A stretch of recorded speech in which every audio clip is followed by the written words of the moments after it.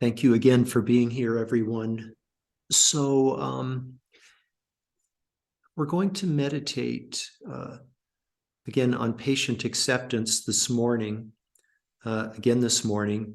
And you may have, you have probably become familiar by now with one of the points of the meditation at which I invite you to just rest in acceptance. I use language something like, no analysis is necessary. There's nothing to figure out. Just rest and become familiar with acceptance. And the thought may come to mind, well, how exactly do I do that? How do I rest in acceptance? And if that you are wondering that, that's a good question, because we're very familiar with thinking about acceptance. That's different than being in acceptance. We say over and over in these classes that we can't think our way into being happy. We can't think our way out of suffering. It has to come through experience. It's an experiential journey for us to deepen our experience and connection with acceptance. So that is, if we can't think our way into being happy and can't think our way into out of suffering, then that is to say we cannot think our way into accepting, and we can't think our way out of aversion. Again, there's an isness to it, an isness to being in patient acceptance and experiencing it. So what we're going to do, the way we accomplish this is meditation on the inner body. There's so many beautiful features and so many beneficial features of the meditation on the inner body. One of them is that it ceases the thinking mind. And with the cessation of the thinking mind, conceptual thought stops. And then we are left in a place of being, just a place of being with acceptance in a state of non-conceptual awareness. We might think of this as the Mahamudra of patient acceptance. So just a little bit of a preview for the meditation, a little bit of context setting. I'm going to go ahead and make sure that everyone is muted.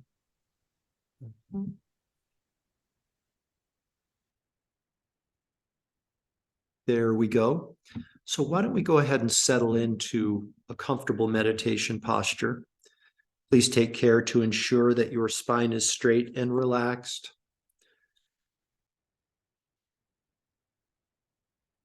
We're facing straight ahead with our head tilted slightly forward. If you haven't already done so, please go ahead and softly close your eyes. And to begin, I'd like you to please simply bring your awareness to the exhalation of your breath. And very gently, very, very gently, allow your exhalation to be just a bit longer and a bit more pronounced than your inhalation. Please feel free to experiment with pausing briefly at the bottom of each exhalation.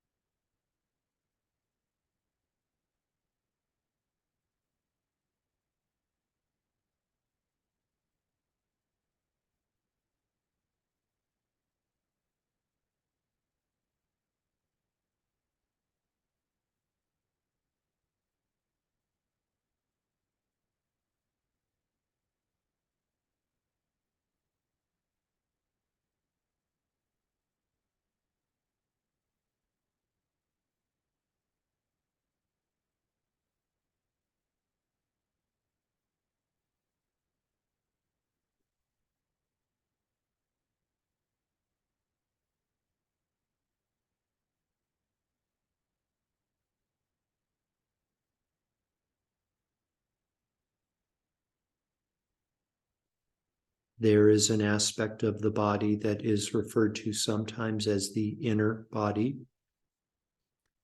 Some schools of meditation refer to it as the subtle body. And by coming into contact with your inner body, you can make manifest a more supple, tranquil state of awareness. So to accomplish this, I'd like you to please draw your awareness inside of your body and become aware of sensations. Sensations that may start in your hands and your feet in the form of a tingling, perhaps a lightness, perhaps a heaviness, perhaps a pulsation. No analysis is necessary. There's nothing to figure out. Just be the silent observer of these sensations and allow an even more tranquil, supple, non-conceptual state of awareness to emerge.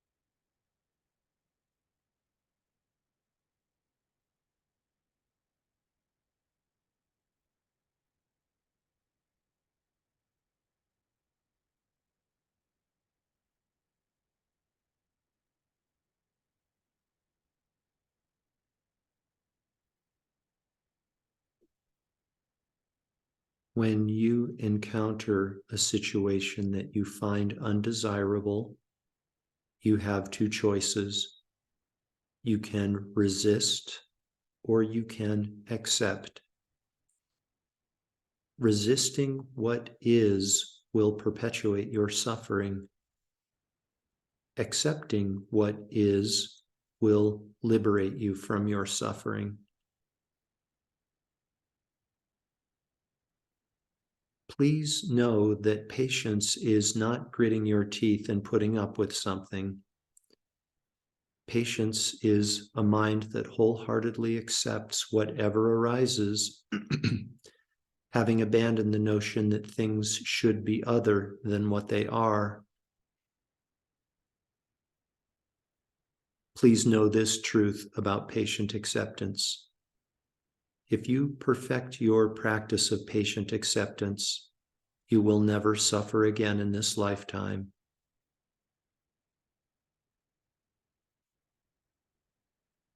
So I'd like you to, for the remainder of our meditation this morning, I'd like you to please just rest in acceptance. And to accomplish this, I'd like you to please conjoin your meditation on the inner body with resting in acceptance. Nothing needs to be added. No analysis is necessary. There's nothing to figure out. Just rest in acceptance while meditating on your inner body.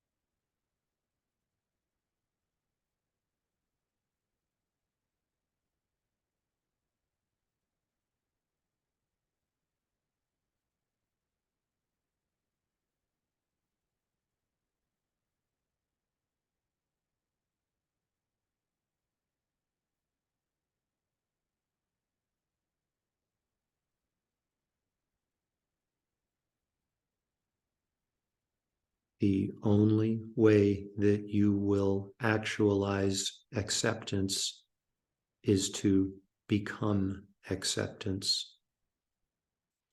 Rest in the isness of acceptance. To accomplish this, please continue to bring your awareness to sensations within your inner body as you rest in acceptance.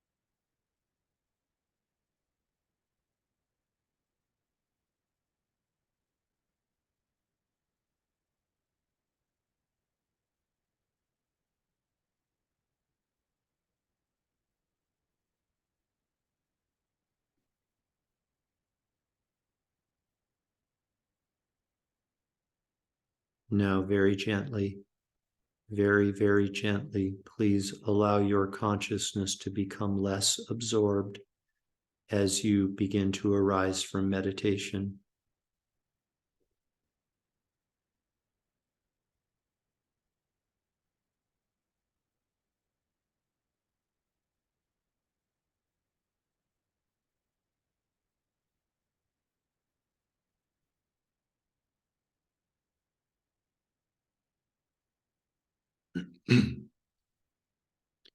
We dedicate all of the merit from this morning's meditation to world peace.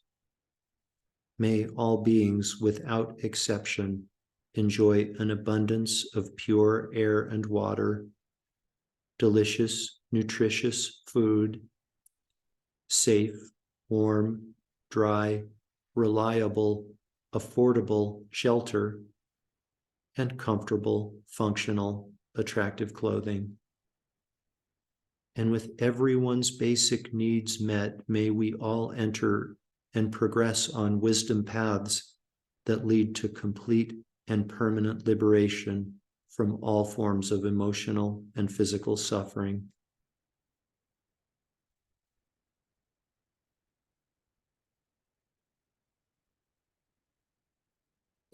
Completely fill up your belly and lungs with air, and when you're ready, you can open your eyes and bring your meditation to an end.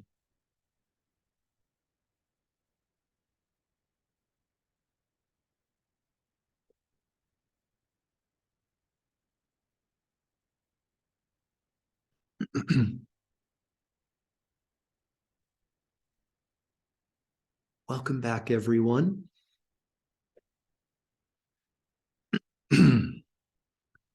So, just a couple of more thoughts about patient acceptance before we move on to our discussion and contemplation of the next perfection, the fourth perfection that we'll be addressing, the perfection of effort.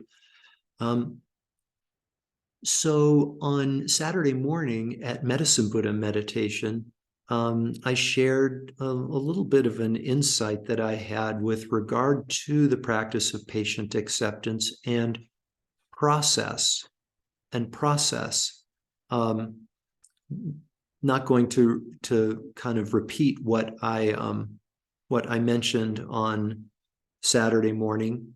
But know that meditation and the little sharing at the front end is recorded on Lotus Center's YouTube channel.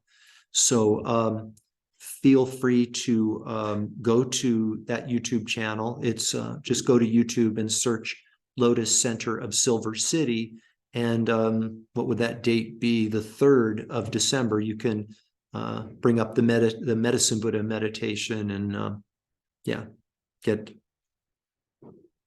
my sharing of my insight on how we can use our embracing of process to deepen our experience of patient acceptance. So I would also like to just read a little excerpt from this book that I'm loving. You guys have heard me refer to this many times over the last few months. In Love with the World is the name of the book. In Love with the World, What a Monk Can Teach You About Living from Nearly Dying by Yongey Mingyur Rinpoche. And this links up very, very well to the theme of what we've been discussing with regard to the perfection of patience. Yongey Mingyur writes, the Buddha's truth is that, yes, worldly life is suffering. The Buddha's truth is that, yes, worldly life is suffering. And the nature of our life, as we now know it, is one of discontent, frustration, and dis-ease, disease, dis-ease of all kinds, as long as we remain stuck in our misperceptions. But these misperceptions are not fixed. They are not bound to anything. Therefore, we have a choice. The avoidance of our inner demons, this is the sweet spot of this paragraph as far as I'm concerned. The avoidance of our inner demons, our fears of change and death, our rage, our jealousy, only imbues these adversaries with greater power. The more we run away, the less chance we have of escaping. We must face suffering, move into it. Only then can we become free from it. This is the first noble truth. So maybe that sounds familiar, kind of in line with our talking about rejoicing in our trials, and taking our trials, our difficult circumstances, whatever they might be, as fuel for our practice. Yeah. Rejoice in our suffering. Rejoice in our trials. Embrace our trials. We can't turn away from it because they're not going to stop. But it's when we stop turning away from it, miraculously, the trials change. They're no longer trials. So just have 5 minutes left, and I'm going to introduce the idea, the notion of, or the teaching on the perfection of effort. And I just want to share with you a story that I've shared in class before, but it's such a powerful one. And it's so appropriate for our wading into the waters of the perfection of effort.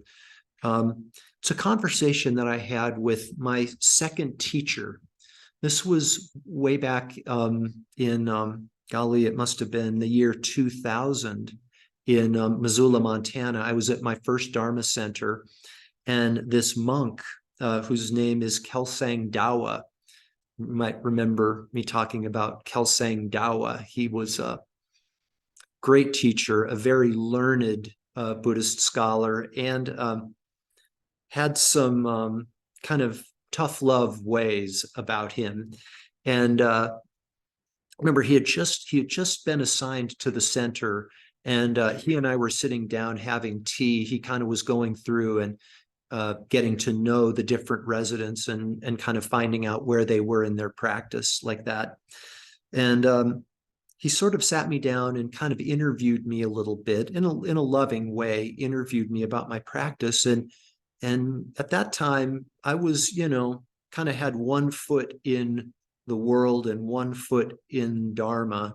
And he kind of saw that, and he just asked me he just made didn't ask me the question, but he made the observation. No, it was a question now that I think about it. He asked me, he said, the question is, are you going to bring your life to the Dharma, or are you going to bring Dharma to your life? Stated reversely, are you going to bring Dharma to your life, or are you going to bring your life to the Dharma? The former is kind of making our practice of Dharma and our study kind of an accessory to our worldly life, kind of an ornament to our worldly life, whereas the other is our life becomes Dharma. Our life becomes the practice of Dharma. And the importance of that is to help us decide, to what are we going to apply our energy, right? Right now, we spend a great deal of time and energy on worldly pursuits, things like our reputation, like amassing material wealth, receiving praise, avoiding blame, things like that, things that are transient and thereby are not true objects of refuge. We can't take true refuge in worldly institutions, worldly pursuits, worldly outcomes. I think everybody on this call is of a mature age, so we have some experience of this. Every once in a while, things work out and things line up, and we're in a place of relative ease.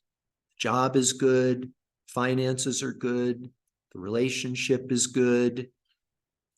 Everything kind of lines up for a minute, and we're sort of like, samsara, what's to not like?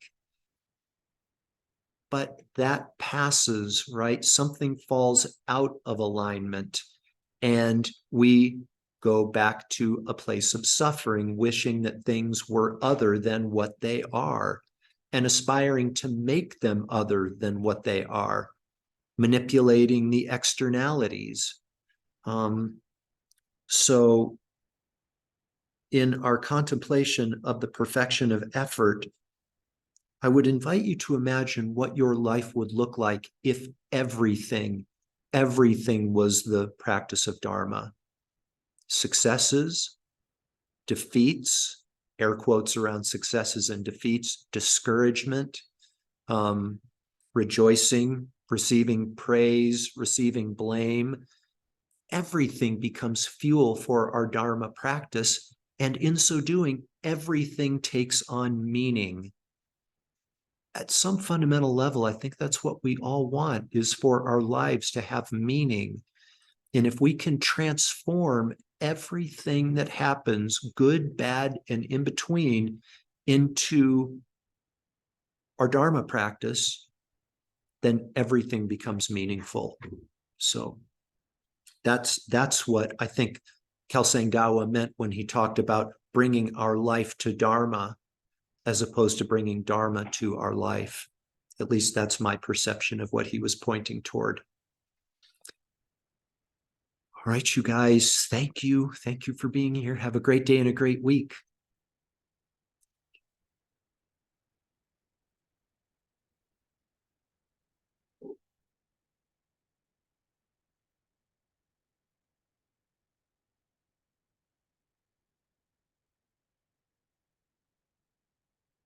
Thank you, Linda. Bye-bye.